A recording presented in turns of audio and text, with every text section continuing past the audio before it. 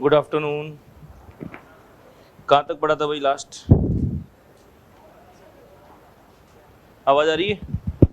ठीक है। तो लास्ट क्लास में आप लोगों ने पढ़ा था, एग्जाम्पल पढ़ रहे थे अपन ना, भौतिक और रासायनिक परिवर्तन के। ठीक है, लास्ट एग्जाम्पल क्या लिखा था ये बताओ? मोमबत्ती जलाई थी अपन ने ना। ठीक है, कल वाली बातें से याद है सारी? भौतिक और रासायनिक परिवर्तन, आपने दो तरह के परिवर्तन देखे थे। इसमें यह डिस्कस किया था कि रासायनिक परिवर्तन को चेक कैसे करते हैं कि चेंज इन केमिकल्स, रसायनों में क्या हो जाए, परिवर्तन हो जाए, तो वो कौन सा परिवर्तन होगा? रासायनिक। और रसायनों में चेंज नहीं हो रहा तो वो भौतिक होगा। ठीक है, भौतिक परिवर्तन में आकार, आकृति, लंबाई, चौड़ाई कुछ भी बदल सकता है, सारे भौतिक गुण बदल सकते हैं, कोई सा भी भौतिक गुण बदल सकता है। रासायनिक में केमिकल में चेंज आएगा। ठीक है, तो जैसे आपने कहा था कि बादलों का बनना कौन सा था? भौतिक था। श्वसन, प्रकाश संश्लेषण, ठीक है। लोहे पर जंग लगना, एप्पल को काटने पर उसका रंग बदलना, रासायनिक। जल में नमक या शक्कर का घुलना, भौतिक था। ये सारे एग्जाम्पल लिखे थे। कागज का जलना, बल्ब का जलना, भौतिक था। ठीक है, लोहे का चुंबक में बदलना, भौतिक था। ठीक है, इसके अलावा कुछ और एग्जाम्पल पूछे, जैसे अगर आपको पूछे कि कोयले का हीरे में बदलना, ये कैसा है बताओ? कोयले का हीरे में बदलना ये कैसा परिवर्तन है? कैसा है? रासायनिक है। रासायनिक नहीं है, ये भौतिक है, क्योंकि ये सब कार्बन के अपरूप है। कोयले में भी क्या होता है? कार्बन होता है, और हीरे में भी क्या होता है? कार्बन होता है। पर आपने पढ़ा होगा कि जब लाखों करोड़ों साल होते हैं तो कई टेम्परेचर बढ़ने पर, टेम्परेचर प्रेशर बढ़ने पर कई सालों में ये जो कोयला है वो धीरे धीरे किस में बदलता है? हीरे में। अब दोनों में केमिकल तो कार्बन ही, केमिकल चेंज नहीं हो रहा, केवल वो अपना रूप बदल रहा है।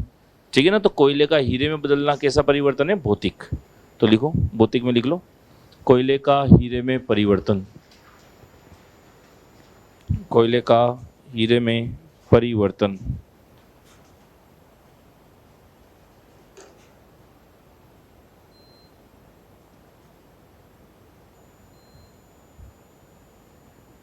कोयले का हीरे में परिवर्तन, ये भी कौन सा है? भौतिक परिवर्तन है, फिजिकल चेंज है। ठीक है, अच्छा अब देखिए बेसिक बात कि अगर आपके पास सॉलिड है, सॉलिड को अगर हम गर्म करते हैं तो पहले किस में बदलता है? लिक्विड में। लिक्विड को और गर्म करेंगे तो गैस में बदलता है। तो ये जनरली ऐसा होता है। ठीक है, अब अगर अपन बात करें कि अगर कुछ पदार्थ ऐसे होते हैं वो सॉलिड से सीधे गैस में बदल जाते हैं, ऐसा परिवर्तन या ऐसा प्रोसेस आपने पढ़ा होगा, क्या कहलाता है? ऊर्ध्वपातन। सुना है नाम? इंग्लिश में कहते हैं सब्लिमेशन, ऊर्ध्वपातन। तो ऊर्ध्वपातन में पदार्थ सॉलिड से सीधा किस में बदलता है? गैस में। तो पहले तो ये बताओ, ऊर्ध्वपातन भौतिक परिवर्तन है या रासायनिक? कैसा है बोलो? भौतिक ही है भाई। क्यों? अवस्था बदल रही है। ठीक है, जैसे मैंने बोला आपके पास नेफ्थलीन है, नेफ्थलीन की गोलियां होती है, मार्केट से लाते हैं, किस अवस्था में होती है? सॉलिड। कपड़ों के बीच में रख दो, 3-4 महीने बाद क्या होता है? गायब हो जाती है, क्योंकि वो किस में बदल गई? गैस में। तो पहले नेफ्थलीन था सॉलिड फॉर्म में, अब वो बदल गया किस में? गैस में। तो नेफ्थलीन केमिकल थोड़ी चेंज हुआ, गैस भी नेफ्थलीन की तो बनी है और किसी केमिकल की थोड़ी बनी है। तो केमिकल तो वो का वही है, उस केमिकल ने केवल क्या बदली? अपनी अवस्था बदली। और ये कौन सा गुण है? भौतिक गुण है। तो ये ऊर्ध्वपातन जो होता है ये कौन सा परिवर्तन है? भौतिक है। उदाहरण पूछते हैं आपको एग्जाम्पल इसके, जैसे कपूर, कैम्फर होता है, सॉलिड से सीधा गैस में बदल जाता है। ठीक है, दूसरा नौसादर, नौसादर होता है NH4Cl, नाम याद रखना इसका, इसको अमोनियम क्लोराइड कहते हैं, इंग्लिश वाले लिखेंगे अमोनियम क्लोराइड। तीसरा नेप्थेलीन, नेप्थेलीन की गोलियां होती है। चौथा आयोडीन।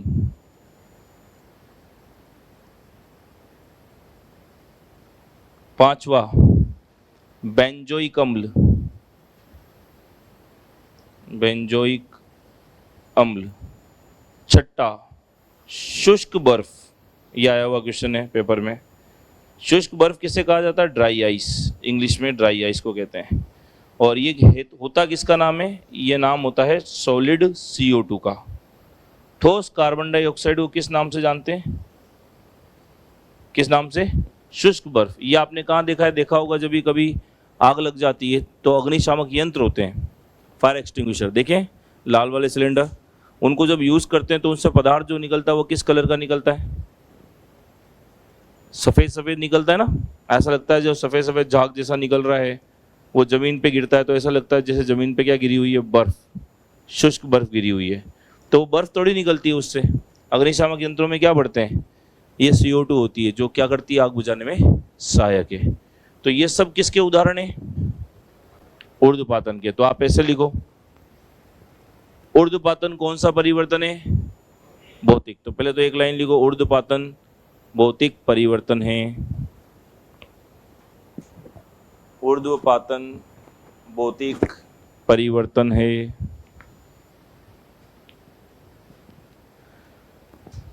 ऊर्ध्वपातन भौतिक परिवर्तन है।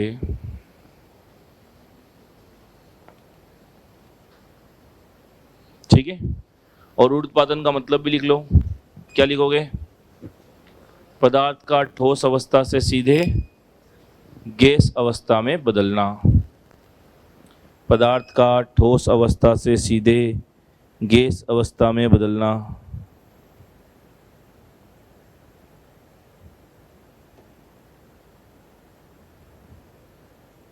अब ये उदाहरण लिख लो।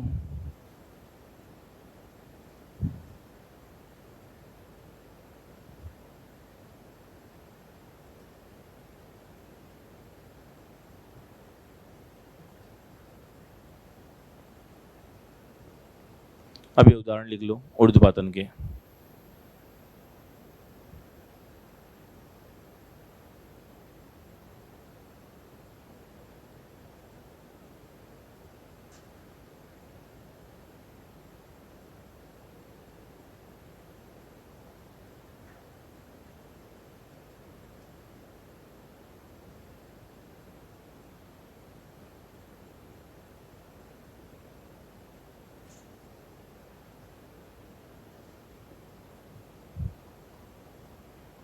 सब्लिमेशन और ऊर्ध्वपातन के उदाहरण लिख लो। बहुत बार पूछते हैं ऊर्ध्वपातन का उदाहरण कौन सा है।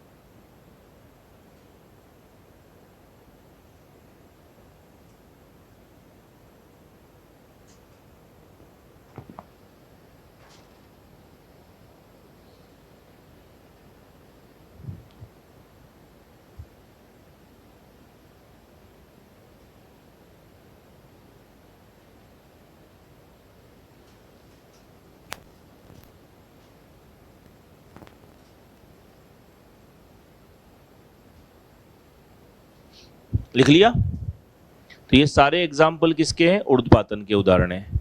और ऊर्ध्वपातन कौन सा परिवर्तन है? भौतिक परिवर्तन है। ठीक है, चलिए एक वर्ड और आता है, आपने कभी पढ़ा होगा, इसको बोलते हैं पायसीकरण। पायसीकरण, इमल्सिफिकेशन। पायसीकरण का मतलब होता है वसा की बड़ी बूंदों का वसा की छोटी बूंदों में बदलना। वसा की बड़ी बूंदों का वसा की छोटी बूंदों में बदलना। अब बताओ ये भौतिक परिवर्तन हुआ या रासायनिक? भौतिक ही हुआ, क्योंकि वसा तो वसा ही है, केमिकल थोड़ी चेंज हो रहा है, बस इसकी आकृति तो बदल रही है, एक बड़ा आकार है तो वो छोटे में बदल गया। तो इस प्रोसेस को क्या कहते हैं? पायसीकरण। पायसीकरण का मतलब होता है वसा की बड़ी बूंदों का छोटी बूंदों में बदलना। तो ये भौतिक परिवर्तन है, रासायनिक भौतिक परिवर्तन है। तो भौतिक में एक और एग्जाम्पल लिखो, पायसीकरण भी भौतिक परिवर्तन है। पायसीकरण भी भौतिक परिवर्तन है।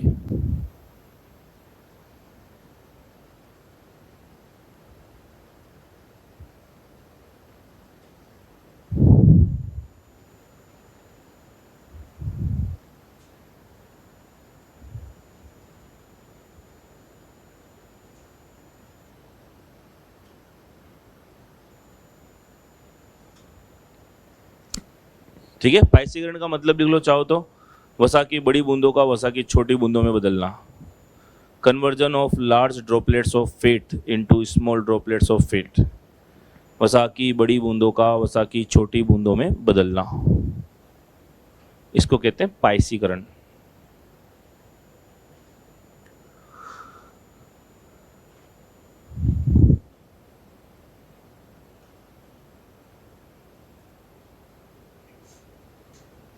ठीक है, एक वर्ड और आता है आपके, क्रिस्टलीकरण। क्रिस्टलीकरण का मतलब पदार्थ का किस में बदलना? क्रिस्टल में, अलग अलग आकार के क्रिस्टल में बदलना, ये क्रिस्टलीकरण कहलाता है। जैसे आपने चीनी ली, चीनी को पिघला दिया आपने, गर्म कर दिया तो लिक्विड अवस्था में आ जाएगी। अब उसको अगर आप ऐसे कैसे छोड़ दोगे तो अलग अलग आकार के क्रिस्टल बन जाएंगे। तो चीनी की आपने क्या बना ली? क्रिस्टल। तो ये प्रक्रिया क्या है? क्रिस्टलीकरण। तो इसमें केमिकल बदल रहा है क्या? केमिकल तो वही है, क्या बदला? उसकी आकृति आकार बदल दी। इस प्रक्रिया को क्रिस्टलीकरण कहते हैं। तो क्रिस्टलीकरण फिजिकल चेंज हुआ है, केमिकल? फिजिकल, भौतिक परिवर्तन है, आपने बाह्यतम उसकी आकृति आकार बदल दी। तो लिखो, क्रिस्टलीकरण भी भौतिक परिवर्तन है। क्रिस्टलीकरण भी भौतिक परिवर्तन है।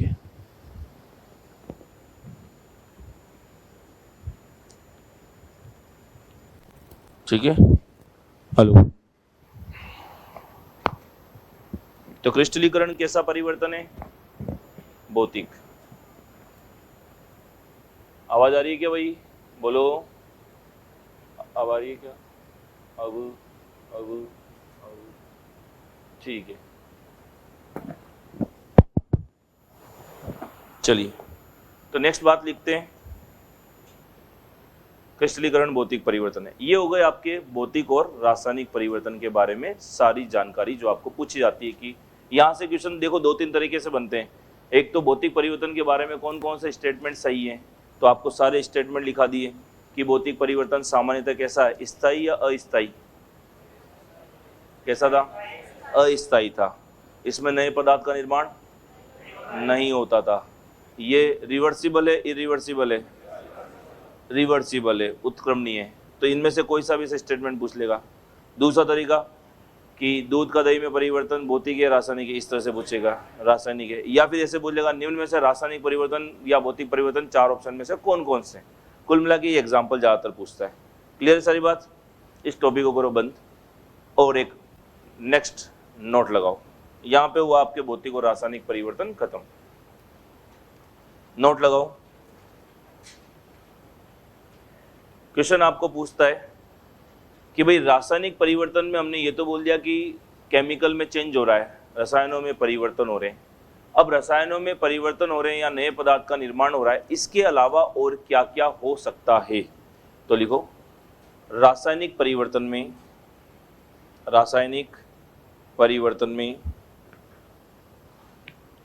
नए पदार्थ के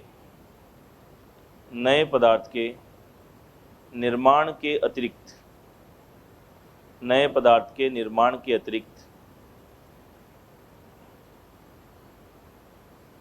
अन्य घटनाएं भी हो सकती है।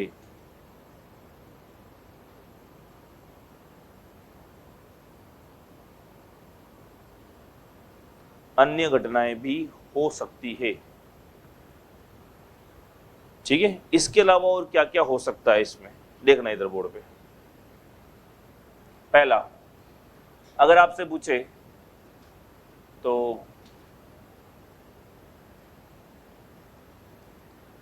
नई गैस का निर्माण भी हो सकता है। आपने दो केमिकल को मिलाया, कोई नई गैस निकल रही है बुदबुदाहट के रूप में, तो नई गैस निकल रही है मतलब नया केमिकल बनाइए, तो वो भी कौन सा परिवर्तन है? रासायनिक। दूसरा, नई गंध का निर्माण, यह भी हो सकता है। तीसरा, ऊष्मा का उत्सर्जन या अवशोषण, यह भी हो सकता है।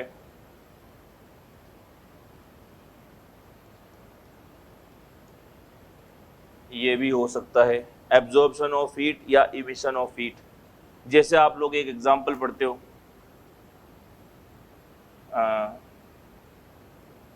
चूने में पानी का मिलना या चूने का पानी में मिलना।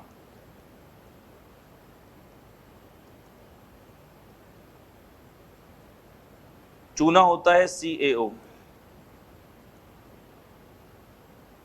इसको बोलते हैं कैल्शियम, ओ के लिए लगाते हैं ऑक्साइड।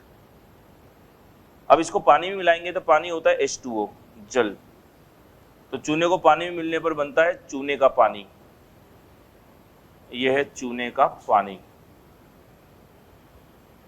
और चूने का पानी बनता है तो इसका नाम होता है कैल्शियम हाइड्रोक्साइड। कैल्शियम हाइड्रोक्साइड, ये चूने का पानी बनता है। अब ये चूने का पानी जब बनता है साथ में निकलती है बहुत ज़्यादा हीट, ऊष्मा। ये आपने रियलिटी में भी देखा होगा, चूना लाते थे, चूने को पानी में डालते थे तो वो सराउंडिंग में उसके गर्म हो जाता था, क्योंकि उससे निकलती है हीट, ऊष्मा का क्या हो रहा था? उत्सर्जन। तो अभिक्रियाएं होती है तो जरूरी नहीं ऊष्मा का अवशोषण ही हो, ऊष्मा का उत्सर्जन भी हो सकता है। तो ये सारी प्रोसेस हो सकती है किस दौरान? जब कौन से परिवर्तन हो रहे हो? रासायनिक। अच्छा, ये तीनों परिवर्तन आप तब भी देख सकते हो जब क्या हो? आतिशबाजी। देखा होगा आपने, कोई पटाखा फटता है तो आतिशबाजी होती है, तो आतिशबाजी के दौरान ये तीनों परिवर्तन देखते हो क्या? गैसें बनती है बहुत सारी, ठीक है, बहुत सारी गैसें बनती है जो पॉल्यूशन करती है, इसलिए पटाखों को बैन कर रखा है। आप दिल्ली साइड जाओगे वहाँ आतिशबाजी नहीं करते क्योंकि बैन कर रखा है। नई गंध का निर्माण, नई गंध बनेगी क्योंकि आपको नई गैस होगी तो उसकी अलग अलग गंध होगी, तो आपको बैड स्मेल भी आती है जब पटाखे होते हैं। तो ऊष्मा का उत्सर्जन या अवशोषण भी होता है, उत्सर्जन होता है जब पटाखे पड़ते हैं। तो ये सारे परिवर्तन कब देख सकते हो आप? आतिशबाजी के दौरान। मतलब आतिशबाजी के दौरान ये सारी घटनाएं हो सकती है या होती है, ठीक। तो आप लिखो, पहले तीन बातें लिखो, ये पहला, दूसरा, तीसरा।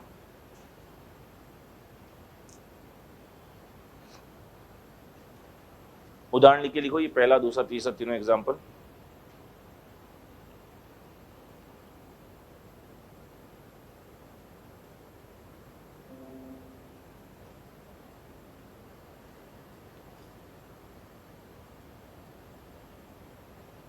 तीनों एग्जाम्पल लिख के लिख देना, ये तीनों घटनाएं आतिशबाजी के दौरान भी हो सकती है।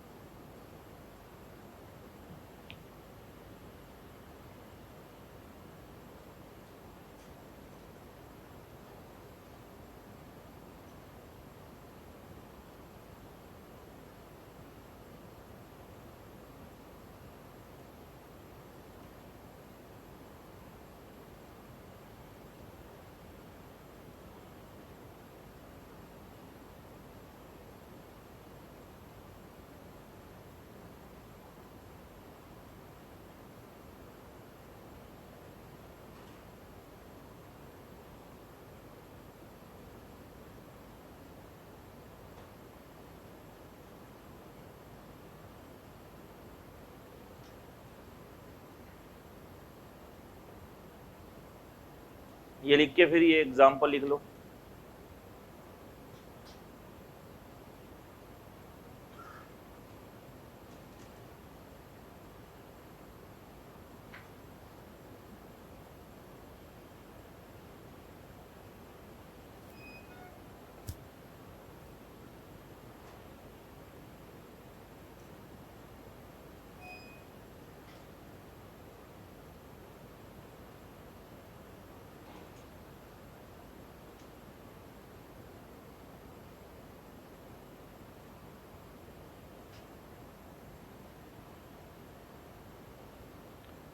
चूने के नीचे लिखा हुआ है इसका केमिकल नेम, इसको बोलते हैं कैल्शियम ऑक्साइड।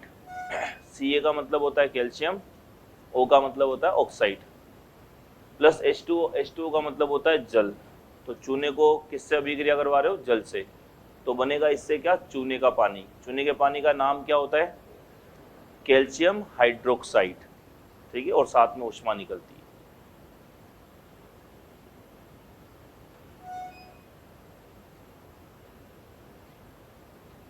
लिखा? अब सुनो और क्या क्या पूछता है आपको यहां से।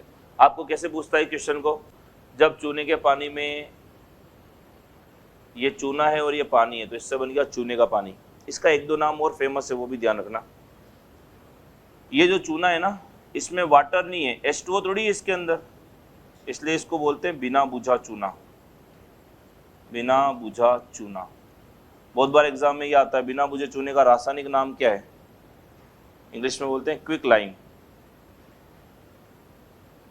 ये बिना बुझा चूना है, और ये चूने में पानी मिल गया तो चूना बुझ गया, इसलिए इसका नाम होता है बुझा हुआ चूना, स्लेक्ड लाइम। ये नाम यहाँ याद रखने पड़ेंगे आपको। स्लेक्ड लाइम कहते हैं इसको। तो इन दोनों के नाम लिख लो और क्या क्या है।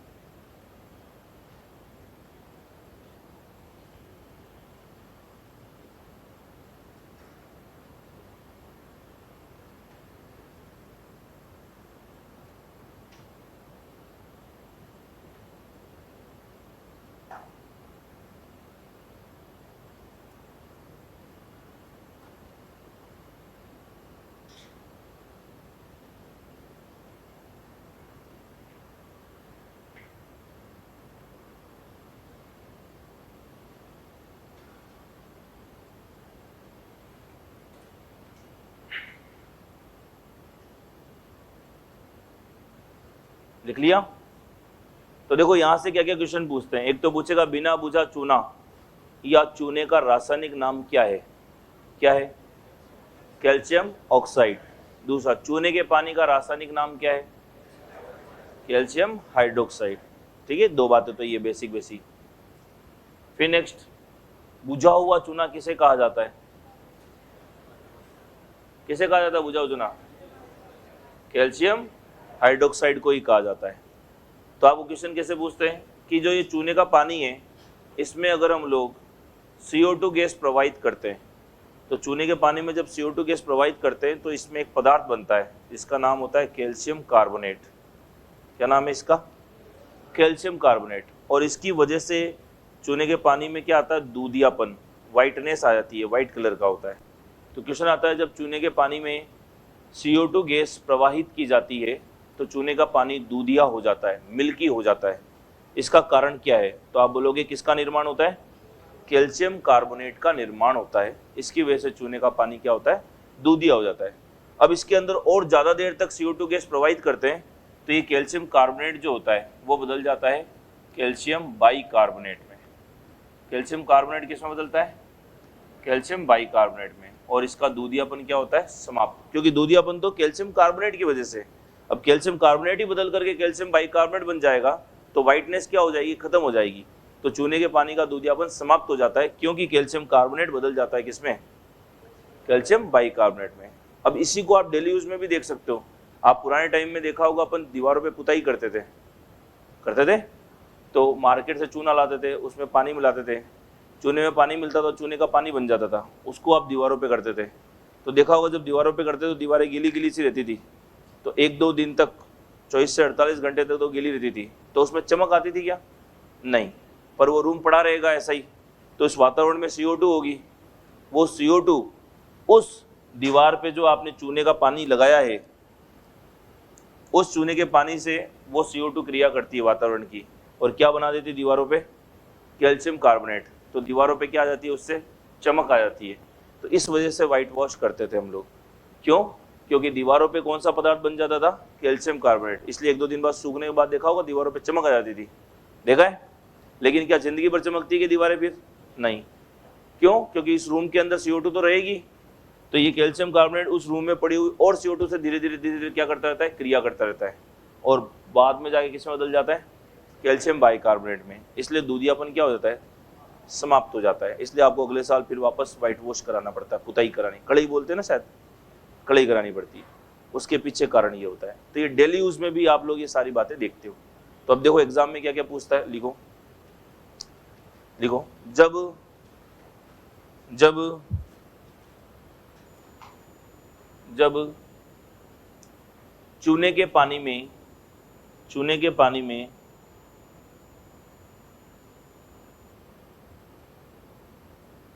जब चूने के पानी में CO2 गैस प्रवाहित की जाती है, जब चूने के पानी में CO2 गैस प्रवाहित की जाती है तो कौन सा पदार्थ बन रहा था, इसका नाम क्या है, कैल्शियम कार्बोनेट। तो लिखो calcium carbonate, calcium carbonate. Bracket में ये फॉर्मूला लिखो CaCO3। तो कैल्शियम कार्बोनेट के निर्माण के कारण, कैल्शियम कार्बोनेट के निर्माण के कारण चूने का पानी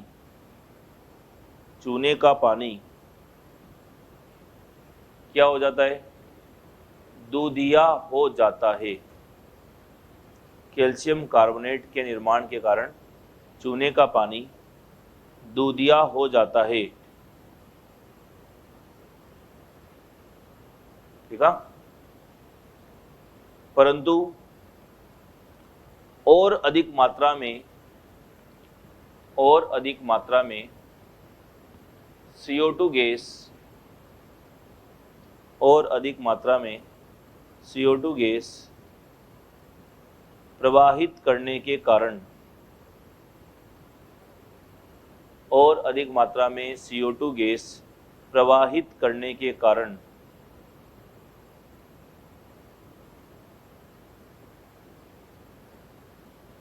कैल्शियम कार्बोनेट किस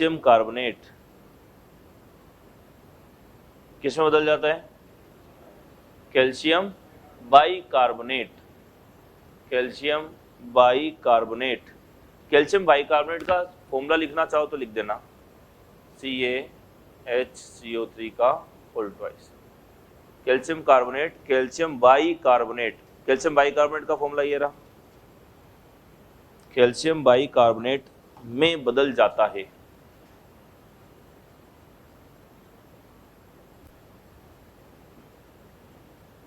कैल्शियम बाइकार्बोनेट में बदल जाता है, जिससे दूधियापन समाप्त हो जाता है, जिससे दूधियापन समाप्त हो जाता है।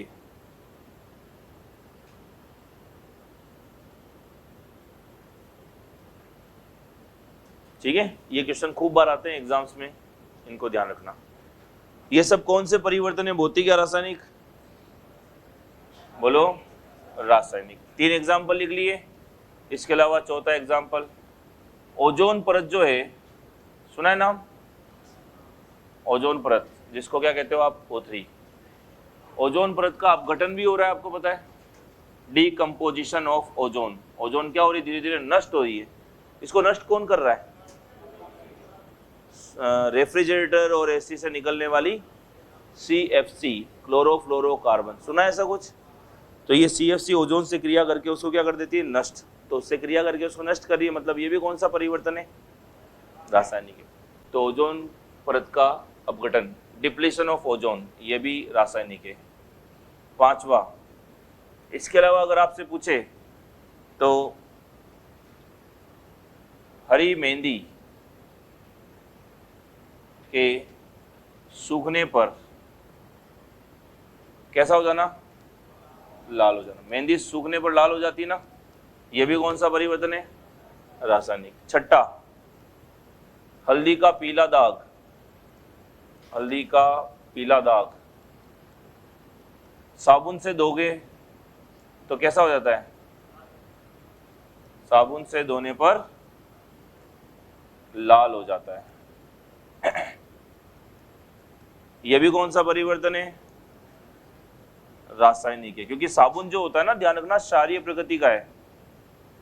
और हल्दी के ऊपर अगर क्षारीय प्रकृति की कोई भी चीज लग जाती है तो हल्दी अपना रंग चेंज कर लेती है। वो पीले से कैसे हो जाती है? लाल हो जाती है। क्षार का मतलब बेसिक। हम लोग क्षार लवण में पढ़ेंगे होता क्या है। 7वां, जादूगर द्वारा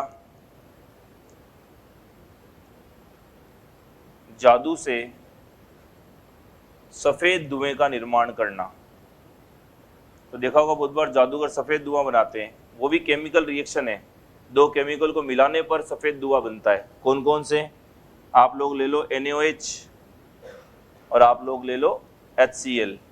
जब ये दोनों अभिक्रिया करेंगे इसको कहते हैं सोडियम हाइड्रोक्साइड। क्या नाम है इसका? सोडियम। Na का मतलब होता है सोडियम, OH के लिए लगाते हैं हाइड्रोक्साइड। तो जब सोडियम हाइड्रोक्साइड की अभिक्रिया कराते हैं किससे? HCl। HCl का नाम होता है हाइड्रोक्लोरिक अम्ल, इससे करवाते हैं। तो ये दोनों मिलकर के Na और Cl, NaCl,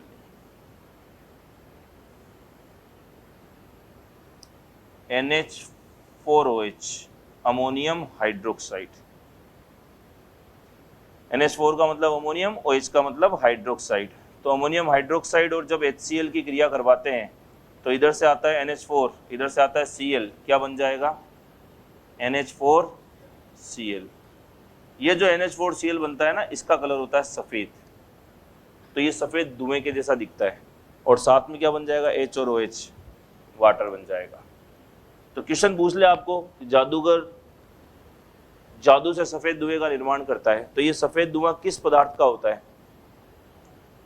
किसका होता है? ये NH4Cl का होता है। और ये NH4Cl जो है, इसका नाम मैं बताता हूँ, अभी थोड़ी देर पहले बताया था, नौसादर कहते हैं इसको। याद है क्या?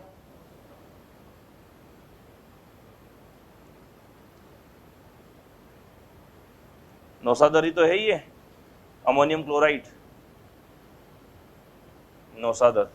इसकी वजह से सफ़ेद धुआं बनता है। ठीक है। फिर ऐसे ही एक और ध्यान रखना, 8वां,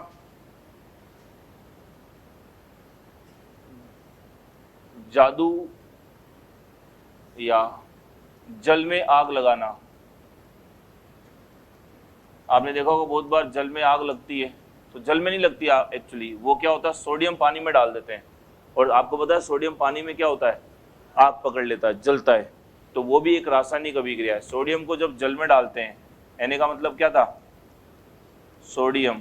सोडियम को जैसे ही आप जल में डालते हो, ये क्रिया करके बनाता है Na और OH, और साथ में हाइड्रोजन गैस निकलती है। ये हाइड्रोजन गैस जो होती है, कौन सी गैस? Half hydrogen gas. ये हाइड्रोजन गैस होती है ज्वलनशील और जो जलती है। तो ये सुना है कि आपने कि सोडियम पानी में जलता है, अतः इससे बचाने के लिए कहाँ रखते हैं? केरोसिन में रखते हैं, क्योंकि केरोसिन में ऐसी कोई क्रिया नहीं होती और हाइड्रोजन गैस नहीं निकलती। हाइड्रोजन गैस ज्वलनशील है, वो जलती है जब सोडियम की जल से क्रिया होती है। इसलिए सोडियम को कभी पानी में नहीं डाला जाता, अवॉइड करते हैं, क्योंकि वो तेज ज्वाला के साथ क्रिया करता है। ठीक है। तो ये सब कौन सी क्रियाएं? रासायनिक। फिर 9th नंबर पे पढ़ोगे आप लोहे पर जंग लगना। इसकी डिटेल पढ़ेंगे हम लोग, लोहे पर जंग लगना क्या है। एक बार ये सारी बातें लिख लो।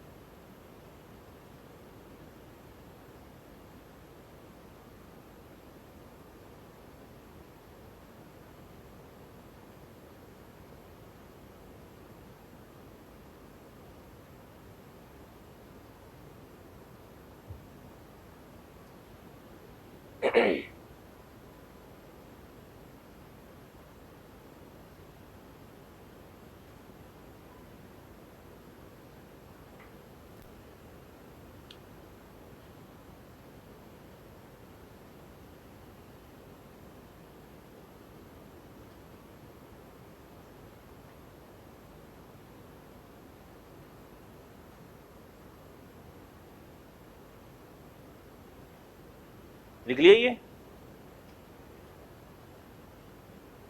चलो आगे वाला भी लिख लो।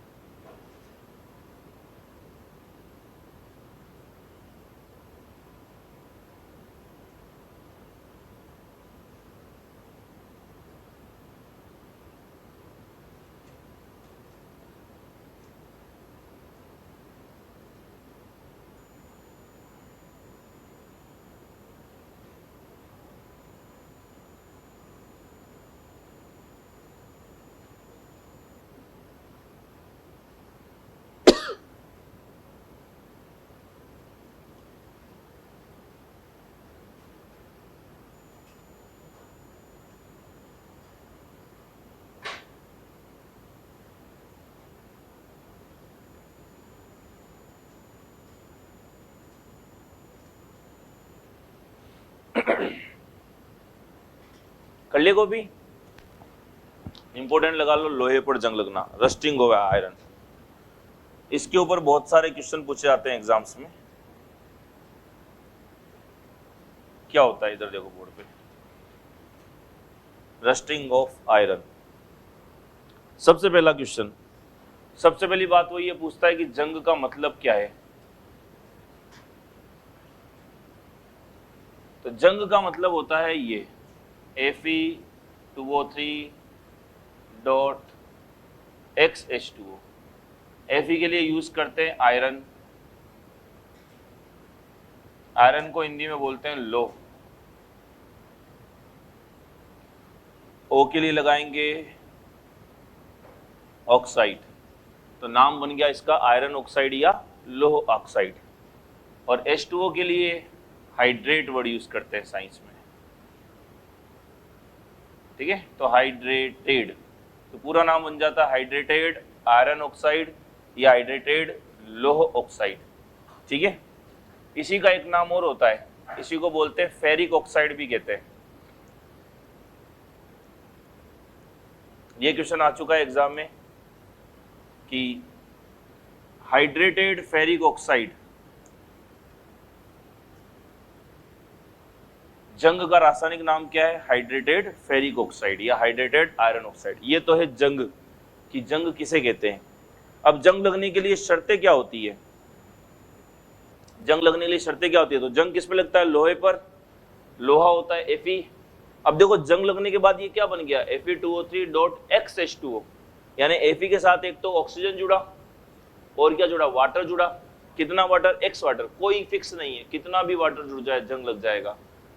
तो जंग लगने के लिए किस किस की उपस्थिति जरूरी है, एक तो ऑक्सीजन चाहिए, एक वाटर चाहिए, ठीक है।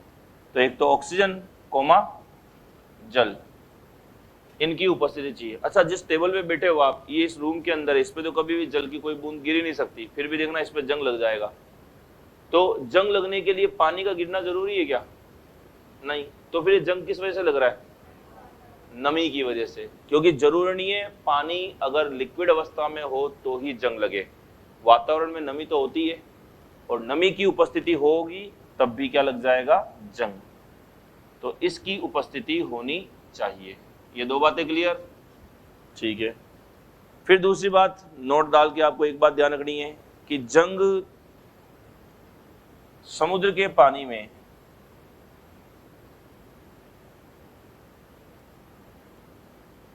फास्ट लगता है, क्योंकि वहां खूब सारे लवण होते हैं, खूब सारे सॉल्ट होते हैं, खूब सारे आयंस होते हैं, ताकि ये अभिक्रिया क्या हो जाए।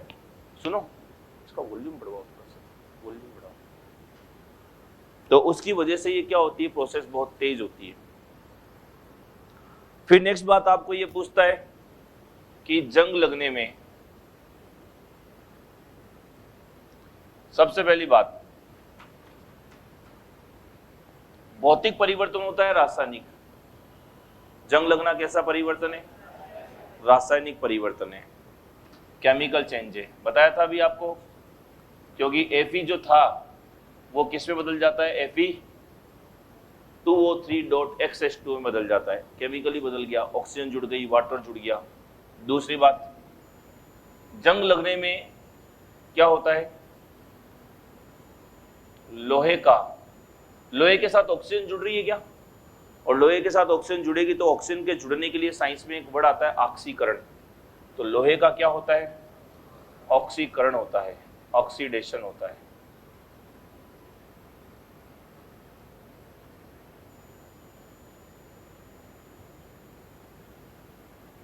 जंग लगने में क्या होता है? लोहे का ऑक्सीकरण होता है। तीसरी बात, जंग लगने पर लोहे का भार, अब बताओ बढ़ता है या घटता है? तो क्योंकि जंग लगने पर लोहे के साथ क्या जुड़ रहा है? ऑक्सीजन जुड़ रही है, वाटर जुड़ रहा है, तो ओवरऑल भार क्या होगा? बढ़ेगा। तो लोहे का भार बढ़ता है। ये क्वेश्चन खूब बार आया पेपर में। फिर एक और बात, जंग लगने से बचाने के लिए क्या करेंगे? तो जंग लगने से बचाने के लिए क्या करते हैं? जडेन, जडेन को बोलते हैं जिंक।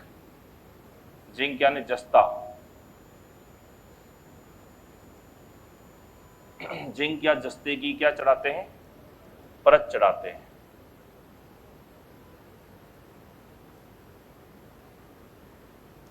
इस प्रक्रिया को क्या कहा जाता है? जस्ते की परत चढ़ा रहे तो नाम क्या दे दिया? जस्तीकरण। इसी का एक और नाम होता है हिंदी में यशद लेपन। इसी का एक और नाम होता है साइंस में गैल्वेनीकरण। क्या नाम है? गैल्वेनाइजेशन।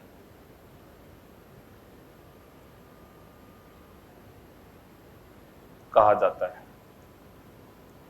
है क्या? समझ लो इधर, ये लोहा है Fe। अब इसके चारों ओर ऑक्सीजन तो होगी, वातावरण में नमी होगी, तो ये ऑक्सीजन इससे जुड़ना चाहती है Fe के साथ, और Fe के साथ जुड़ करके Fe2O3 बना लेगी, जंग लगा लेगी। तो हम चाहते हैं जंग ना लगे, तो हम लोग क्या करते हैं? इसके ऊपर परत चढ़ा देते हैं। किसकी परत चढ़ा देते हैं हम लोग? जिंक की। अच्छा, जिंक की परत क्यों चढ़ाई? क्योंकि जो जिंक है वो आयरन से क्या है? ज्यादा क्रियाशील है, ज्यादा रिएक्टिव है। इससे क्या होगा? जैसे ही जंग लगाने के लिए ऑक्सीजन आयरन के पास जाने लगेगी, जिंक क्या बोलेगा? इधर आजा, इस आयरन से ज्यादा क्रियाशील कौन है? मैं हूं। तो ये ऑक्सीजन किसके साथ जुड़ जाती है? जिंक के साथ। यानी जिंक का ऑक्सीकरण हो जाएगा, जिंक पर जंग लग जाएगा, एक तरह से लोहा आपका बच जाएगा। तो लोहे को बचाया जा सकता है। इस प्रक्रिया का नाम होता है क्या? साइंस में इसको बोलते हैं गैल्वेनीकरण। हिंदी में इसके 2-3 नाम और, जस्तीकरण और यशद लेपन। इंग्लिश में एक ही नाम है, गैल्वेनाइजेशन। तो क्वेश्चन आता है जस्तीकरण या गैल्वेनाइजेशन क्या होता है? लोहे पर किसकी परत चढ़ाना? जिंक की परत चढ़ाना। जिंक की परत क्यों चढ़ाई जाती है? क्योंकि जिंक की क्रियाशीलता लोहे से अधिक होती है। समझ में आ गई बात? करो कॉपी।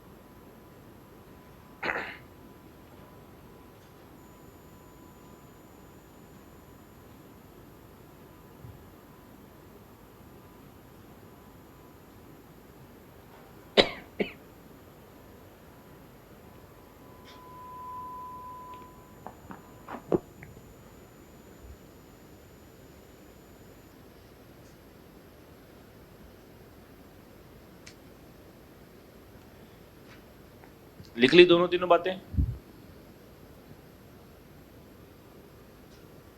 बोलो। ये खत्म हो गए आपके यहाँ पे भौतिक और रासायनिक प्रयोग, इसको भी लिख लेना। बाकी बातें नेक्स्ट क्लास में डिस्कस करते हैं, ठीक है भाई? Thank you.